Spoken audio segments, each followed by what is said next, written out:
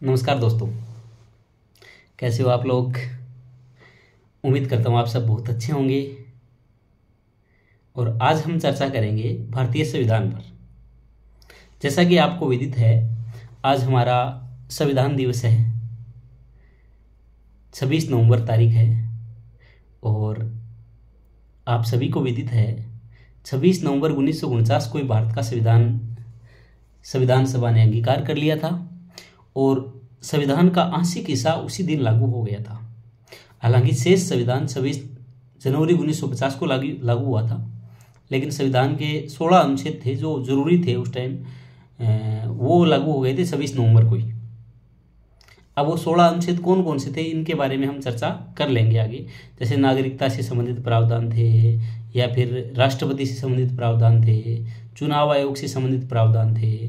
तो ऐसे कुछ प्रावधान जो जरूरी थे या अपनी अंतरिम संसद से जुड़े हुए प्रावधान थे, वो उसी दिन लागू हो गए थे।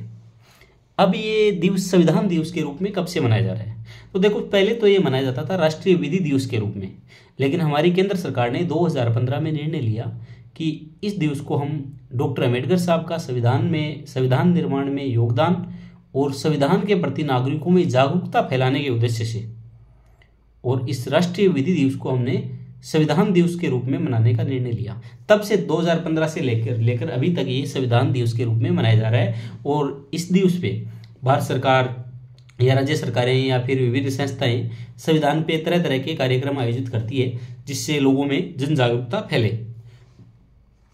ये तो बात ये हो गई। अब क्यों मनाया जाता है संविधान दिवस, क्या इसके निहितार्थ हैं? तो ये प्रत्येक नागरिक को इस चीज के बारे में जानकारी देता है कि हमारा संविधान कैसा है। प्रत्येक भारतीय नागरिक की आकांक्षाओं और अपेक्षाओं को पूर्ति करने में हमारा संविधान किस प्रकार कारगर है। प्रत्येक भारतीय नागरिक की जान सके कि भारत का संविधान वास्तव में कैसा है। तो जैसा कि आप सभी को विदित है, सबसे पहले तो हम संविधान पे चर्चा करें तो प्रस्तावना सबसे पहली चीज है, क्योंकि अपनी प्रस्तावना अपने संविधान का दर्शन है।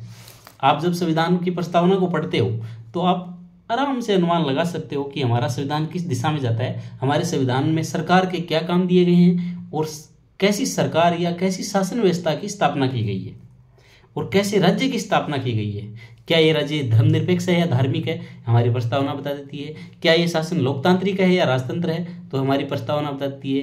क्या ये यहाँ पर भारत संप्रभु है या नहीं, ये हमारी प्रस्तावना बताती है। क्या भारत के संविधान में सामाजिक न्याय का वर्णन किया गया या नहीं किया गया, या हमारी सरकार कोई भी सरकार आएगी उसको सामाजिक न्याय पे काम करना है या नहीं करना है, इसके बारे में हमारी प्रस्तावना बता देती है। नागरिकों के क्या अधिकार हो सकते हैं, इसके बारे में हमारी प्रस्तावना बता देती है।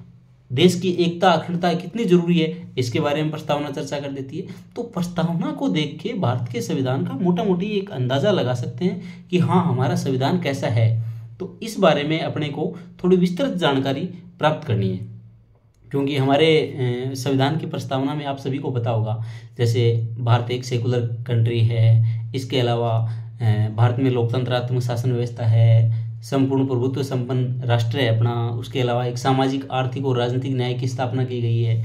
नागरिकों को किस प्रकार नागरिकों को स्वतंत्रता, समानता, बंधुत्व, इन चीज़ों से एक साथ आगे बढ़ने के अवसर दिए गए हैं, और इन सब चीज़ों मतलब एक बंधुत्व की भावना के साथ राष्ट्र के निर्माण में योगदान करने की अपेक्षा की गई है। इन सारी चीज़ों के ऊपर हम चर्चा कर लेते हैं। इसके अलावा हम बात कर रहे हैं कि अपना जो संविधान है, ये जो प्रस्तावना है, ये कब कैसे स्वीकार की गई। तो जैसा कि आपको पता होगा, जब भारत आज़ाद हुआ था उस समय संविधान सभा का गठन हुआ माउंटबेटन योजना के तहत।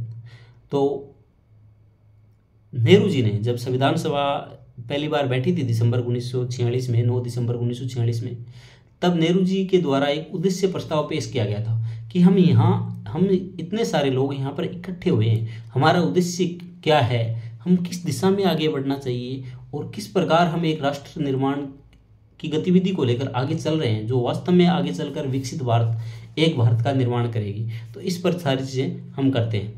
तो आपको पता है, जवाहरलाल नेहरू ने जो उद्देश्य प्रस्ताव पेश किया था, वो हमारे संविधान सभा की एक दिशा को तय कर दिया था उसने, कि हम किस दिशा में बढ़ेंगे, कैसे काम करेंगे, ये सारी चीज़ें उन्होंने तय कर दी थी।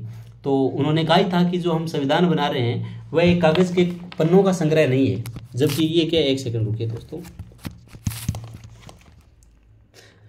कागज के पन्नों का संग्रह नहीं है, जबकि ये देश की आत्मा, उसकी आकांक्षाओं और उसके भविष्य का प्रतिनिधित्व करने वाला संविधान है। तो ये कितनी अच्छी बात कही थी उन्होंने कि भाई ये जो ये, और इसमें आधुनिक भारत के मूल्य हैं, आधुनिक जो भारत बनेगा उसमें जो समानता, स्वतंत्रता, बंधुत्व है और न्याय जैसे मूल्य हैं, इनकी हम चर्चा की गई है। उसके अलावा डॉक्टर अम्बेडकर भी प्रस्तावना का महत्व बताते हुए कहते हैं कि हमारी प्रस्तावना है क्या एक्चुअल में। तो डॉक्टर अम्बेडकर भी कहते हैं कि प्रस्तावना क्या है, प्रस्तावना संविधान का परिचय है, क्योंकि कोई भी आदमी प्रस्तावना को पढ़ के भारतीय संविधान के बारे में करीब करीब अंदाजा लगा सकता है इस संविधान में क्या चीज़ें हैं, क्या इंपॉर्टेंट चीज़ें इसमें दी गई है, इसके बारे में हम करीब करीब चर्चा कर सकते हैं। इसके अलावा दोस्तों बात करें तो भारत का संविधान है जो सभी नागरिकों को पूरा का पूरा एक मौलिक अधिकार का पूरा पार्ट बनाया गया है, जिसमें सभी नागरिकों को अपने व्यक्तिगत और सामूहिक भाव से आगे बढ़ने के लिए अवसर देता है। और इस हेतु हमारे संविधान में जो आप मौलिक अधिकारों का मैग्ना कार्टा कहते हैं, संविधान का भाग 3, जिसमें मौलिक अधिकार दिए गए हैं, जिसमें आपका समानता का अधिकार है, स्वतंत्रता का अधिकार है, शोषण के विरुद्ध अधिकार दिया गया है अपने को, धार्मिक स्वतंत्रता का अधिकार दिया गया है, शिक्षा और सांस्कृतिक अल्पसंख्यक वर्गों को अधिकार दिया गया है, और अपने अधिकारों का उल्लंघन होता है उस दिशा में हम कोर्ट की शरण ले सकते हैं, तो अपने को संवैधानिक उपचारों का अधिकार भी दिया गया है। क्योंकि आपको पता है कि भाई मैं संविधान को क्यों मानूं, कोई मुझे कहे कि आप संविधान को क्यों मानते हो, तो मैं संविधान को क्यों मानूं, इसके लिए मेरे पास कुछ न कुछ कारण तो होने चाहिए। तो भाई कारण ये है, जब संविधान मेरी आकांक्षाओं और अपेक्षाओं की पूर्ति करता है, मुझे व्यक्तिगत रूप से आगे बढ़ने का अवसर देता है और मुझे सामूहिक रूप से गरिमापूर्ण जीवन जीने का अवसर देता है, तो मैं संविधान की इज्जत करूंगा। और कोई भी कानून हो, कोई भी समाज हो, कोई भी परंपरा हो, कोई भी धार्मिक संस्था हो, उनमें अपना विश्वास इसी आधार पे होगा कि वो हमारी आकांक्षाओं और अपेक्षाओं की पूर्ति कर रहा है। तो ये फैक्ट है कि भारत का संविधान है, भारत का संविधान इतना विस्तृत इसीलिए है क्योंकि प्रत्येक व्यक्ति, यहाँ तक के पशु पक्षियों की भी अधिकारों की रक्षा करने वाला ये दस्तावेज है, जो मैं बोलता हूँ भारत का सबसे पवित्र ग्रंथ मैं मान सकता हूँ। भाई राजनीति विज्ञान का विद्यार्थी होने के नाते मैं कहता हूँ कि भारत का संविधान मेरे लिए बहुत पवित्र ग्रंथ है। जितने धार्मिक ग्रंथ किसी व्यक्ति के जीवन में पवित्र होते हैं, उसी प्रकार राजनीति विज्ञान का विद्यार्थी होने के नाते मेरे जीवन में भारत का संविधान उतना ही पवित्र है जितने और धार्मिक ग्रंथ हैं।